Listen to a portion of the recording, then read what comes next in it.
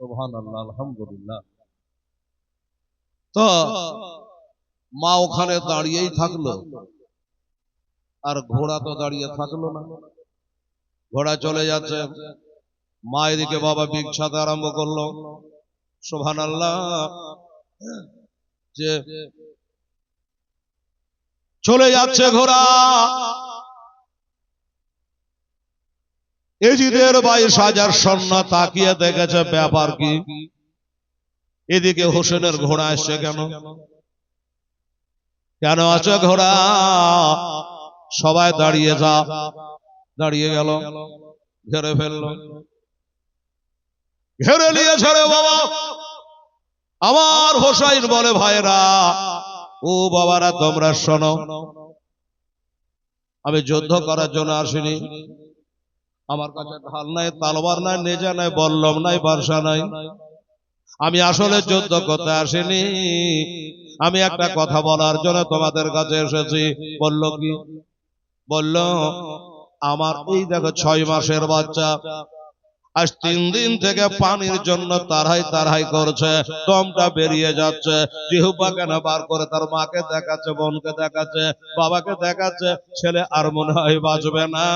তাই তোমরা তো পানি বন্ধ করে রেখেছো রে ভাই।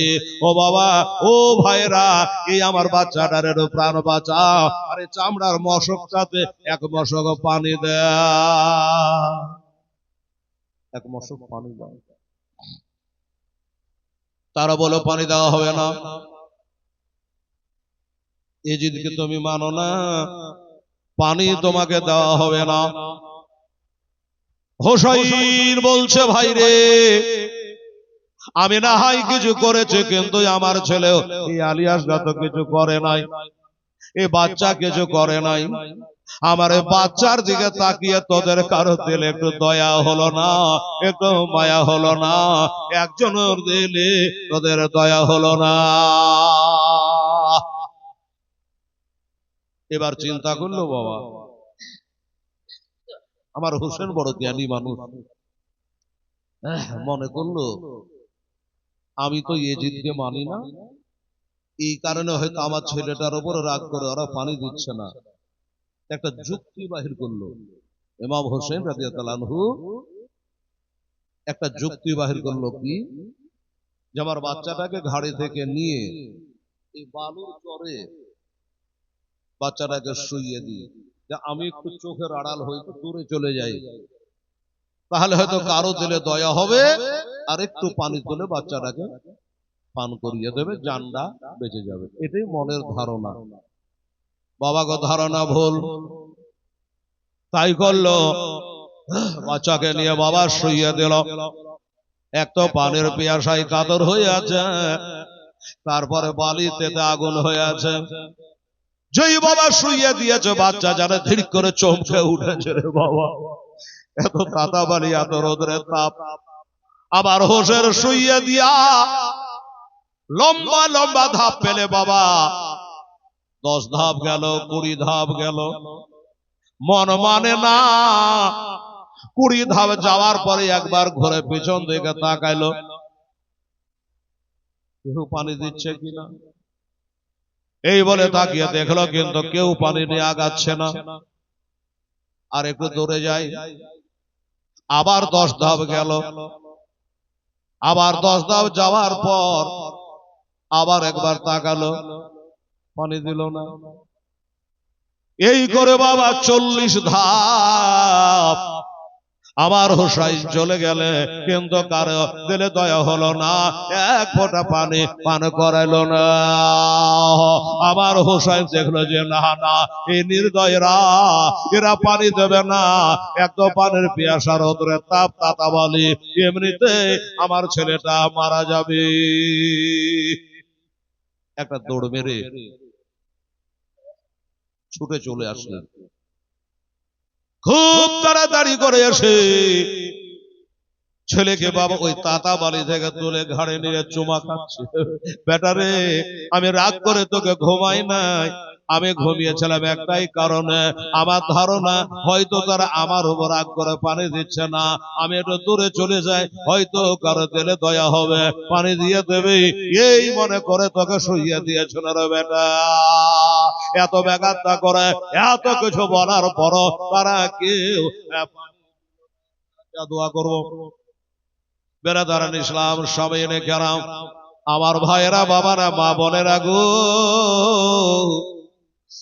এবার বাবা ছেলেকে ঘাড়ে তুলে নিয়ে বলল, বেটা যখন পানি দিল না, তোর বাপের ঘাড়খানা মজবুত করে ধর, আমি একটা ঘোড়া চালাবো, 22,000 এজিদের সৈন্যের মুখে লাথি মেরে ওই ফোরাত নদীতে আমি ঘোড়া নামিয়ে দেব।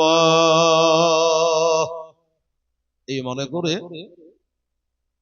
বেটাকে ঘাড় মজবুত করে ধরতে বলে বাবা ঘোড়ার লাগামটা টেনে দিল। হুকুম মানা স্বভাব ছিল, আগুনে ঝাঁপ দিতে বলে দেয়, পানিতে ঝাঁপ দিতে বললে ঘোড়াতে দেয়। যেই বাবা লাগাম ধরে টেনেছে, ঘোড়া হাওয়ার গতিতে বাবা উড়ে গেছে। 22,000 সৈন্যের মুখে লাথি মেরে একবারে বাবা এত দ্রুত বেগে গেল, এত জোরে গেল, ঘোড়া গিয়া ওই ফোরাত নদীতে পানিতে চাভাং করে নেমে গেছে। চাভাং করে একদম পানিতে বাবা ঝাঁপ দিয়ে আমার হোসেনকে পিঠে করে নিয়ে ঘোড়া নেমে গেছে। যেমনি পানির আওয়াজ হয়েছে, 6 মাসের বাচ্চা চোখের পাতা খুলে দিয়েছে যে আলহামদুলিল্লাহ এক ফোঁটা পানির জন্য তারহাই তারহাই করছিলাম, আজ নদী বোধহয় পানি, আরাম করে আশুধা করে জান ঠান্ডা করে পানি পান করব, এটাই বাচ্চার ধারণা। কিন্তু আমার আল্লাহ বলছে, রে আলী আসগার শোনো, ফোরাত নদী বোঝায় পানি আছে, কিন্তু এই পানি তোমার কপালে নাই। বাবারা, আমার মা বোনেরা, এবার বাবা আমার হোসে তাকিয়ে দেখছে বাবা যে ঘোড়াটায় চড়ে বাবা নেমেছে, ওই ঘোড়াটা এত জোরে গেছে, এত জোরে গেছে বাবা গো, ওই ঘোড়া গা দিয়ে যেন চ চ করে ঘাম বহে যাচ্ছে। ঘোড়া বাপ বেটাকে পিঠে নিয়ে এত জোরে গেছে, একবারে গা ঘেমে চ চ করে চারিদিকে ঘাম বহে যাচ্ছে। আমার হোসাইনের দিলে দয়া হলা, যেটা চোপায়া জানোয়ার, আমরা বাপ বেটাকে পিঠে করে এত দ্রুত বেগে এত জোরে গেছে যে তার গা দিয়ে ঘাম বহে যাচ্ছে।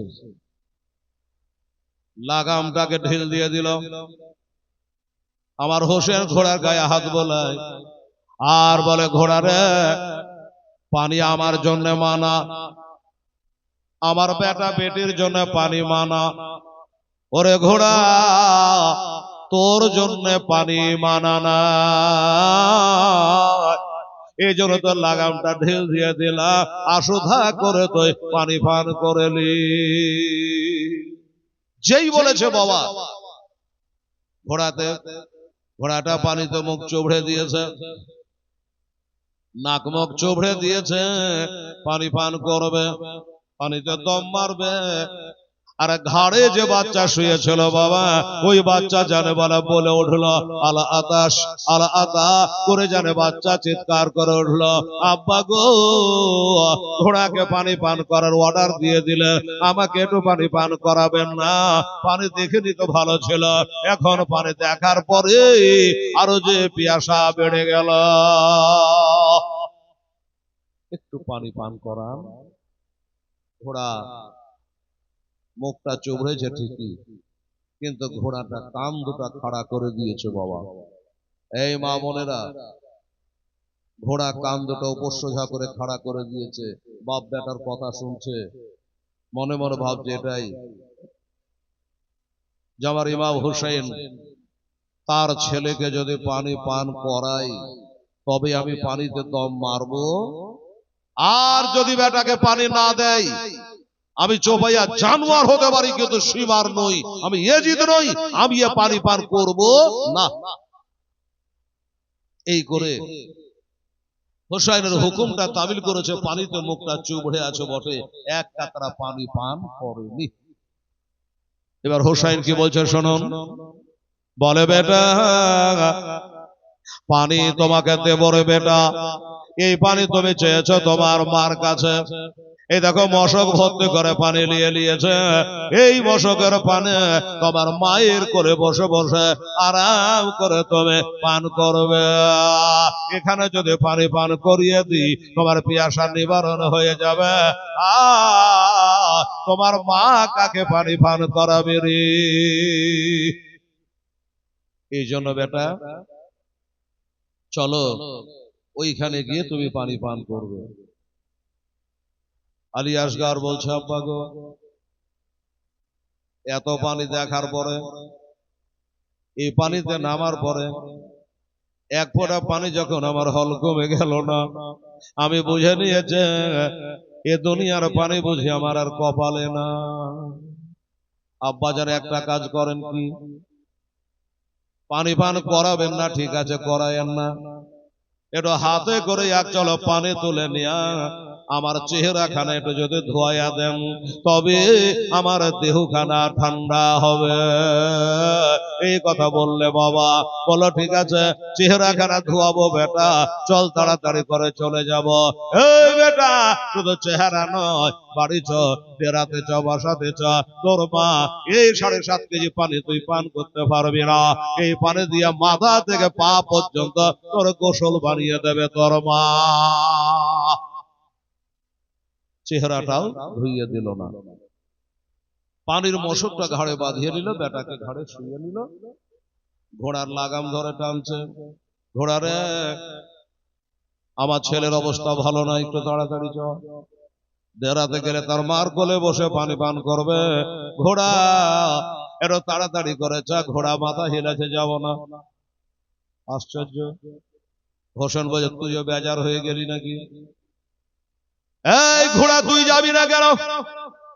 বলে হুজুর আমি একটা বেয়াদবি করে ফেলেছি, আমার এই বেয়াদবিটা এখান করে আমাকে ক্ষমা করে দেন হুজুর, না হলে যাব না। আমার হোসেন বলে কি বেয়াদবি করেছে আমি তো বুঝতে পারলাম না, আমাদের বাপ বেটাকে বহাবার জন্য তোর গা দিয়ে চচা করে ঘাম বহে গেল, আর তুই বলছিস আমি বেয়াদবি করেছি, কি বেয়াদবি করেছিস একবার বল। ঘোড়া বলে হুজুর আমার দয়ার নবী মায়ের নবী বলেছে কোন রোজাদার ব্যক্তির সামনে যারা খবরদার খাবে না, যে নারীর স্বামী মারা গেছে ওই স্বামী হারা বিধবার সামনে তোমার বিবিকে যারা আদর করবে না, ওই এতিম ছেলেকে যদি দেখতে পাও ওই এতিমের সামনে তোমার ছেলেকে যেন খেলনা কিনে দেবে না, ওই এতিমের দিলে আঘাত লাগবে রে, ওই বিধবা দিলে আঘাত লাগবে রে। ও হুজুর আমি বেয়াদবি করেছি, অন্যায় করেছি, ভাবতে পারে নাই হুজুর।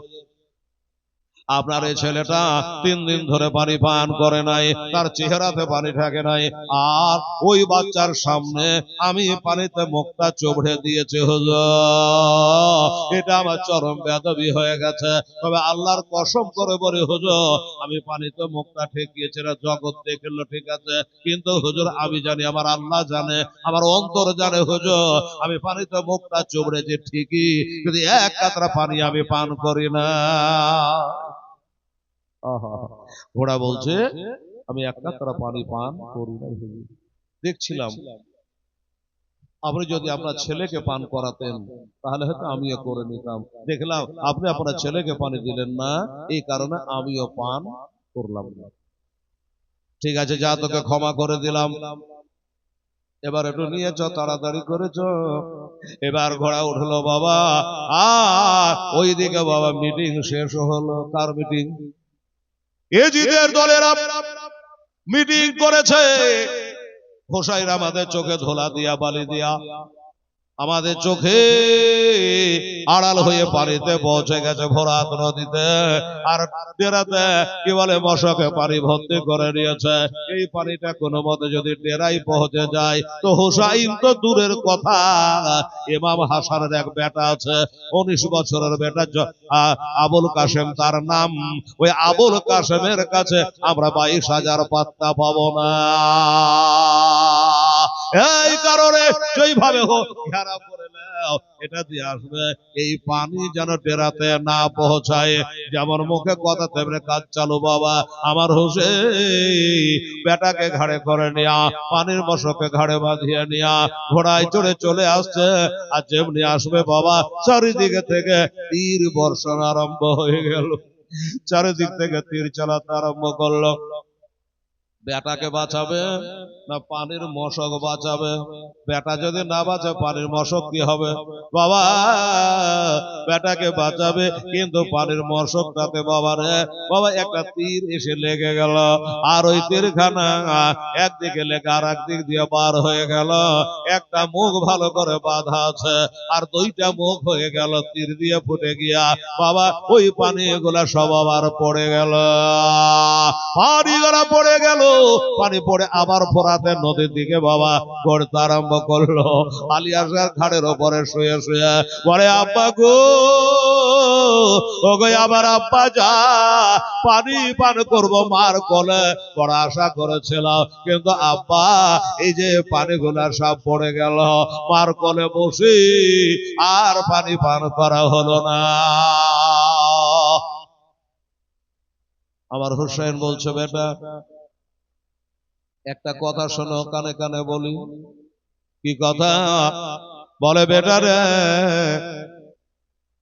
আমি দেখতে পাচ্ছি ঝকঝক করে রে বেটা, এদের যা চরিত্র, এদের যা ব্যবহার, তাতে আমার মনে হচ্ছে অল্প সময়ের ভিতরে তুই জামের শাহাদাত পান করবি রে বেটা। অল্প সময়ের ভিতরে জামে শাহাদাত পান করবে রে বেটা। এটাই বাবা বেটাকে বলে দেওয়া হলো। পানি পড়ে গেছে। আর একজন এজিদের বাবা ওই দলের যে সর্দার ডাক দিয়ে বলল, একটা তীর চালাও, হোসাইনের ঘাড়ে যে বাচ্চাটা রয়েছে ওই বাচ্চা আলী আসগারকে তীর মেরে খতম করে দাও। এই লোকটার বাড়ি হচ্ছে মুলকে শাম। হরমোলা পাবি তার নাম। তীরান্দাজ তবে নাম করা ছিল, ভালো ছিল। যেখানে তীর মারতে বলতো আর তীর লেগে যেত। সেই হরমুলাকে বলল, হরমুলা, এই তীরটা ওই যে হুসাইনের ঘাড়ে 6 মাসের বাচ্চা আলী আসগার শুয়ে আছে, তার গর্দানে এই তীরটা মারো। হরমালা বলে, অবাক কাণ্ড, কি আশ্চর্য ব্যাপার, একটা 6 মাসের বাচ্চা তোমাদের কি করেছে? ওই বাচ্চাটাকে মারতে হবে কেন?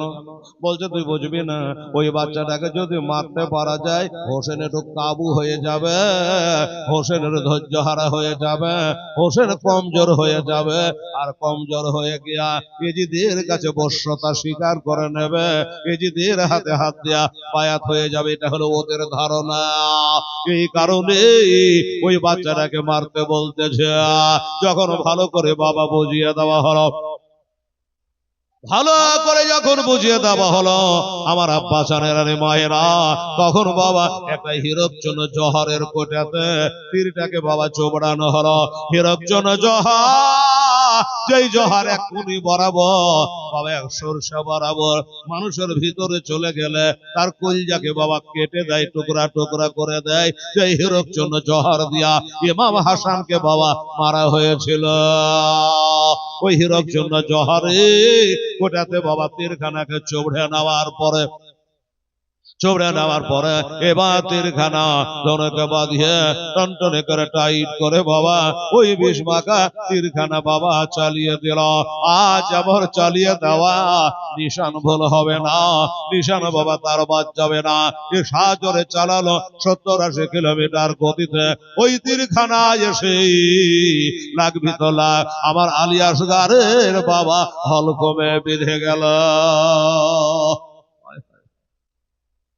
ছেলে চমকে উঠেছে, ভিড়কে উঠেছে রে বাবা, গল গল গল গল করে যতটুকু শরীরে রক্ত ছিল সব পড়ে গেল, যতটুকু রক্ত ছিল সব বেরিয়ে গেল। বাপের ঘাড়ে বেটা তোড় পাচ্ছে রে বাবা। আলী আসগার ধড়পাড় ধড়পাড় করে আমার হোসেন ঘোড়ার লাগাম টেনেছে, ঘোড়া আগে বাড়ছে। একটু দূরে যাওয়ার পরে আমার ইমাম হোসাইন রাদিয়াল্লাহু তাআলা মনে করছে কি ব্যাপার, আমার এই ছেলে কেন কথা বলে না, আর লড়াহিলা করে না, আর কেন পানি চাহে না, কি হলো? এবার ঘোড়ার লাগামটাকে মুখে ধরে রে বাবা, ছেলেকে ঘাড়ের উপর থেকে নিয়ে হাতের উপর করে ধরে দেখতেছে বাবা, যে ছেলের দেহ আছে প্রাণ পাখি বিয়োগ হয়ে গেছে, আত্মা খারাপ বেরিয়ে চলে গেছে, কেবল দেহ খানা পড়ে আছে বাবা। আমার আব্বা জানে না, আমার হোসেন কখনো কাঁদে না। একটা কথা বলল রে, এজিদের দলেরা, আমার এ ছেলে তোদের কোন ক্ষতি করেছিল রে? আমার ছেলে কি অন্যায় করেছিল রে? আমাকে তীর না মেরে আমার 6 মাসের বাচ্চাকে তোরা তীর মেরে শহীদ করে দিলি রে। ওদিকে মা, বোন, ফুপু, ফুফাতো ভাইরা ওই ডেরা থেকে সবাই তাকাচ্ছে বাবা। চালি আসগারকে পানি পান করাতে গেছে, কি হচ্ছে দেখা যাক। বাবা চলে আসছে, সখিনা ডেকে বলে মা, আওনো মোহাম্মদ ডেকে বলে মা, ওগো মা, আলী আসগার মনে হয় পানি পান করেছে, আশুধা করে ঠান্ডা পানি পান করেছে গো মা। বলে বেটা এখান থেকে জানতে পারলি কি করে? বলে আলী আসগার পানি পানি করে শুধু মাথাটাকে গড়াতো হিলাতো, দেখো চুপ করে শুয়ে আছে, আর মাথা হিলায় না, পানি চাহে না, মনে হয় পানি পান করে নিন চলে গেছি। কিন্তু এরা জানে না তীর মেরে শহীদ করে দিয়েছে, এরা কেউ জানে না রে বাবা। যাই হোক বাবা, এমনি করে টেরার কাছাকাছি হলো আমার ইমাম হোসাইন। যখন টেরার কাছাকাছি হলো, এতক্ষণে আমার হোসেন জানে একটু কাঁদতে আরম্ভ করলো, আর বলে আলী আসগারের মা, এরাও তোমার বাচ্চাকে নিয়ে নাও, আর জীবনে কোনোদিন তোমাকে পানি বলে বিরক্ত করবে না, আর তোমার দুধ পান করবে না। এই আলী আসগারের মা, একবার দেখো, আর জীবনে কোনোদিন পানি চাইবে না, আর জীবনে মা বলে ডাকবে না। আহা, আলী আসগারের মা, এই রক্ত ভরা শরীরে তোমার এই ছেলেকে কোথায় ঘুমাবো একটু বলো? বলো হুজুর আমার কোলের উপরে শুইয়ে দেন। কি বলবো রে বাবা, আমার মা বোনের আগে ওই দৃশ্যখানা, ওই টাইমটার কথা সাজিয়ে বলতে পারছি না রে বাবা। একদিকে 7 বছরে বেটে সখিনা যার নাম, ওই বাচ্চাটাকে কোলে পিঠে করে নিয়ে বেরিয়ে বেড়াতো, তাই সখিনা একদিকে দাঁতি লেগে পড়ে আছে, ভাইয়ের কোন দিকে রক্তাক্ত দেখে রে বাবা। একদিকে আওনা মোহাম্মদ কাঁদে, একদিকে জৈনব কাঁদে, কলসম কাঁদে, হাসের বাড়ু কাঁদে, সবাই কান্না করে বাবা। ওই বাচ্চার অবস্থা দেখে, চাঁদ মুখখানা দেখে, রক্তাক্ত অবস্থা দেখে সবাই কাঁদছে রে বাবা। কিন্তু আমার হোসেন লক্ষ্য করে আছে, সবাই তো কান্না করে, আল্লাহ যেই মা 10 মাস পেটে রাখলো, ওই মা কেন একবার বেটা বলে কাঁদে না? আলী আসগারের মা কেন কাঁদে না? তাহলে কি বেটার শোকে শোকান্বিতা হইয়া তার মাও দম ছেড়ে দিয়েছে নাকি? জৈনবকে ডেকে বলে, জৈনব রে, এই জৈনব শুনে নাও, এই জৈনবটা হলো হোসাইনের বোন। বলল আমার বিবি তোর ভাবি, একটু মুখখানে হাত দিয়ে দেখ, একটু মুখখানে হাত দিয়ে দেখ। সবাই কান্না করে, আলী আসগারের মা কেন কাঁদে না? বলো দাদা গো দেখে, এবার এসে বাবা ভাবি সাহেবা বাবা মুখখানে হাত দিয়েছে, মুখখানে হাত দিয়েছে, মুখে হাত দিয়ে দেখছে যে না না মারা যায় নাই। হাড় চলছে, কিন্তু হোসেনকে বলে দাদা গো, বেটার রক্ত দেখে, বেটার শহীদ দেখে মা তাঁতি লেগে গেছে, অজ্ঞান হয়ে গেছে। বলল অজ্ঞান হয়ে গেছে। আমার হোসেন বলে হ্যাঁ রে, তাহলে জ্ঞান ফিরেতে গেলে কোন ওষুধ লাগবে, কি করা লাগবে? বলল হুজুর ওষুধ লাগবে না, একটু পানির ব্যবস্থা করে দে। অজ্ঞান হয়ে গেছে, দাঁতি লেগে গেছে, একটু পানির যদি ছিটা মারা যায় তাহলে তার জ্ঞানটা ফিরে যাবে। জ্ঞানটা ফিরে যাবে। আমার হোসেন বলল আবার পানির কথা বলছিস? যেই পানি আনতে গিয়ে বেটা হারালাম, যেই পানি আনতে গিয়ে বেটা হারালাম, আবার সেই পানির কথা বলছিস। হোসেনের মাথায় কাজ করে না। বহিনের কথা শুনে হোসেন ওইখান থেকে বাবা কারবালার ময়দান, বিশাল বড় ময়দান, এক প্রান্তরে গিয়ে এক দূরে গিয়া আল্লাহর কাছে দোয়া মোনাজাত করে। আল্লাহ, বদরে যখন যুদ্ধ হয় মুসলমান ছিল 313টা, কাফের ছিল 1000 ছুঁই ছুঁই।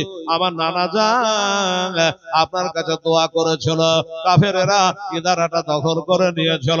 আমার নানা জান পানির জন্য দোয়া করেছিল, আল্লাহ তুমি পানি বর্ষণ করেছিলে।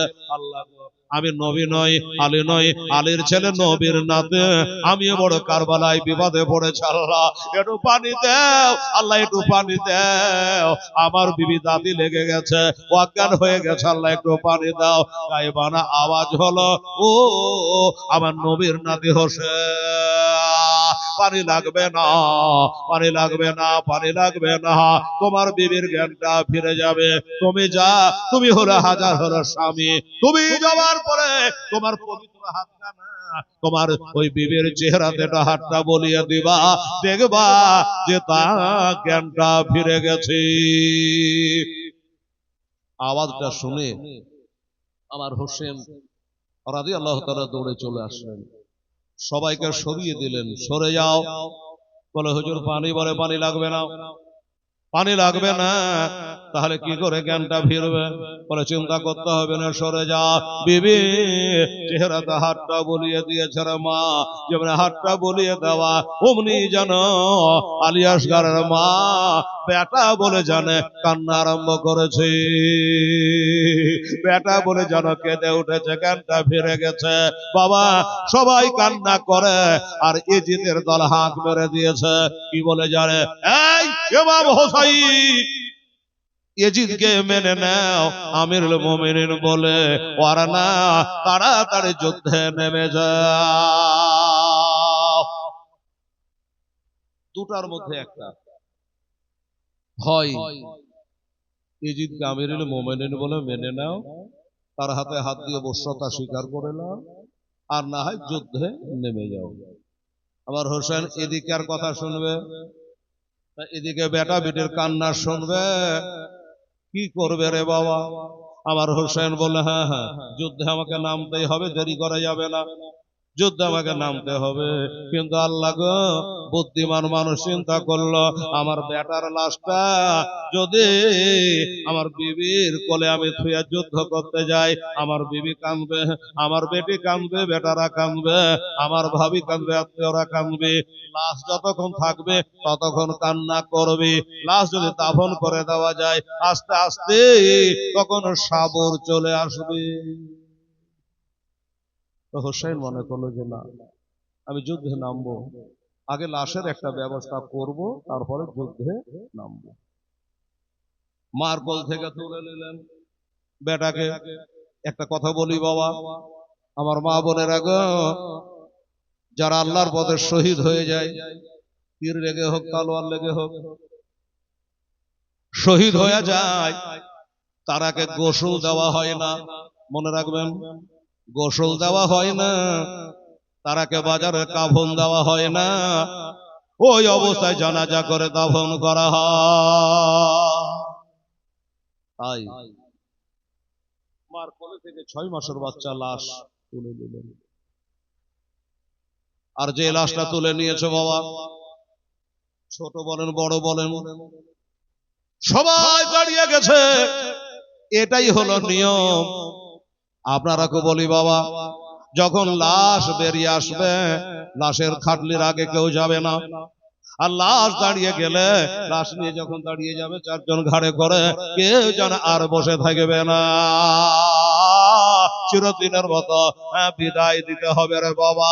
তাই বাবা, একদিকে মা দাঁড়িয়ে, একদিকে চাচি দাঁড়িয়ে, বোন দাঁড়িয়ে, ভাই দাঁড়িয়ে, সবাই দাঁড়িয়ে আমার হোসেন তার বেটাকে হাতের ওপর করে নিয়ে এবার হাঁটতে হাঁটতে হাঁটতে কারবালার মাটিতে কবর দেওয়ার জন্য চলে যাচ্ছে বাবা। কবর দেওয়ার জন্য চলে যাচ্ছে। যখন হাঁটতে হাঁটতে চলে যাচ্ছে, এই লাশটা দাফন করে আমাকে যুদ্ধে নামতে হবে। পিছনে পিছনে দরদিনী মা, গর্ভধারিণী মা ছুটে ছুটে চলে আসছে। স্বামী গো, একটু দয়া করে দাঁড়ান, একটু দয়া করে দাঁড়ান। বলে বিবি কি ব্যাপার? বলে হুজুর, কবরে নামিয়ে দিলে তা দেখতে পাবো না, তাই জীবনের মতো একবার বেটার মুখখান একবার মুখটা দেখা। আমি মা একটা চুমা খেয়ে নি। যে বেটাকে কোলে করে আমি মদিনা থেকে নিয়ে আসছিলাম, আজ মদিনা খালি বুকে যেতে হবে, খালি কোলে যেতে হবে, আর দেখতে পাবো না। হুজুর গো, একবার খালি দেখা, আমি একবার বেটার মুখখানে চুমা খাই। আবার হোসেন হাতটাকে নিচু করলো। কাফন দিয়ে তো বাঁধা না যে গিট খুলতে হবে। হাতটাকে নিচু করলো। মা একবার কপাল ঘরে চুমা দিয়ে দিল, আর চুমা দিয়ে বলল, চারে বেটা যা। মা হোসাইন যেতে লাগলো, আর মা দাঁড়িয়ে দাঁড়িয়ে আল্লাহর কাছে দোয়া করছে। কি বলে দোয়া করছে জানে? আল্লাহ গো, রব্বুল আলামিন মাওলা, আমার বেটা আলী আসগারকে আমি তোমার দিনকে বাঁচাবার জন্য আল্লাহ আমি কোরবানি দিলাম, দান করে দিলাম। এ দান আল্লাহ তুমি কবল করে না। এই বলে আল্লাহর কাছে দোয়া করে। আমি জানি গো আল্লাহ, ইব্রাহিম আলাইহিস সালাম তার বেটা ইসমাইলকে কোরবানি দিয়েছিল, কিন্তু আল্লাহ তার বদলে জান্নাতের দুম্বা চলে এসেছিল, বেটা কোরবানি হয়নি। আমার বেটা আলী আসগার কোরবানি হয়েছে, দুম্বা আছে। অতএব আল্লাহ আমি জানি ইব্রাহিম আলাইহিস সালাম তার বেটাকে কোরবানি দিয়েছে মক্কার মিনা বাজারে, আর আমার বেটাকে কোরবানি দিলাম আল্লাহ ইরাক দেশের কারবালাতে। আল্লাহ তাআলা তুমি কবুল কইরা নাও। ইব্রাহিম আলাইহিস সালাম কোরবানি করেছে আল্লাহ জিলহজ্জের 10 তারিখে। আমার বেটাকে কোরবানি দিলাম আল্লাহ মুহররম চাঁদের 10 তারিখে, যেই তারিখ আল্লাহ দুনিয়া সৃষ্টি করেছ, আবার দুনিয়াকে তুমি ফানা করে দিবা। যেই তারিখে মুসা নবীকে পার করে দিয়েছ, নীল দরিয়া ফেরাউনকে ডুবিয়ে দিয়েছ গো আল্লাহ, আমি দোয়া করে আল্লাহ তুমি দোয়াখানা কবুল করো। ইউনূস নবী আলাইহিস সালাম 40 দিন মাছের পেটে ছিল, এই মুহররম চাঁদে 10 তারিখে উদ্ধার হয়েছিল। আইয়ুব পয়গম্বর অসুস্থ, এই চাঁদে 10 তারিখে আরোগ্য লাভ করেছ গো আল্লাহ রব্বুল আলামিন। আমার এই দোয়াকে তুমি কবুল মঞ্জুর করো। একটা কেন আল্লাহ, একটা কেন, ইসলামকে জিন্দা করার জন্য আমার 100টা আলী আসগার যদি থাকে, আমি তাকে আল্লাহ আমি তোমার রাহে দান করে দেব। আর কোরআনে লেখা আছে রে বাবা, আলেমেরা বসে আছে, কোরআনে লেখা আছে লাম তারালু বিররাহাত্তা তুনফিকু মিম্মা তুহিব্বুন। আল্লাহর রাহে যেটা দিবা এটা জানে খুব মহব্বতে বস্তু হয়। আল্লাহর রাহে যেটা দিবা এটা যেন মহব্বতের জিনিস হয়। তাই মহব্বতের জিনিসই তো ইব্রাহিম আলাইহিস সালাম কুরবানি দিচ্ছিলেন না। যাই হোক, চলে গেলেন, বেটাকে রেখে একটা ছোট্ট কবর তৈরি করলেন বাবা। কবর তৈরি করে ওই কবরে বেটাকে নামাবে। কবরে নামিয়ে দেওয়ার পরে সমাধির কাজ যেমন করে করে আপনারা জানেন, সেইভাবে কবরের কাজ ফিনিশিং করে দিয়ে কবরে বেটা শুয়ে আছে। আর একটা কথা বলছে আমার হোসেন আলী আসগার, বেটা আল্লাহর পথে যারা শহীদ হয় তারা তো মরে না, তারা তো জিন্দা। আর আমরাও তো বাবা কবরস্থান দিয়ে গেলে, কবরস্থান দিয়ে যখন যাই আমরা সালাম করি না বাবা, আসসালামু আলাইকুম ইয়া আহলাল কবর, বলি কি বলি না বাবা? বলি তো। আমার হুসাইন বলছে, আলী আসগার তুই তো জিন্দা আছিস রে বেটা।